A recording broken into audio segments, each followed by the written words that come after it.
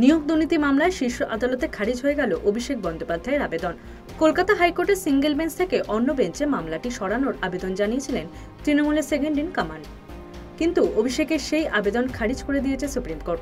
শুধু তাই নয়, কলকাতা হাইকোর্টের সিঙ্গেল বেঞ্চে শুনানি পর্বের রিপোর্ট প্রকাশের উপরে অভিষেকের নিষেধাজ্ঞা জারির আবেদনও খারিজ করে দিয়েছে সর্বোচ্চ আদালত। প্রয়োজন হলে কলকাতা হাইকোর্টের ডিভিশন বেঞ্চে নিজের আপত্তি অভিষেক বন্দ্যোপাধ্যায় জানাতে পারবেন বলে শুক্রবার জানিয়েছেন শীর্ষ আদালতের বিচারপতি সঞ্জীব খান্না। অন্যদিকে এদিন পিছিয়ে দেওয়া হয়েছে মহুয়া মৈত্রের করা মামলা শুনানিও।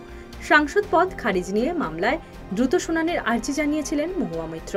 শুক্রবার বিচারপতি সঞ্জীব খান্না এবং বিচারপতি এস.ভি.এন. ভাট্টির ডিভিশন বেঞ্চে মহুয়া মামলা শুনানি হওয়ার কথা থাকলেও তা পিছিয়ে দেওয়া হয়।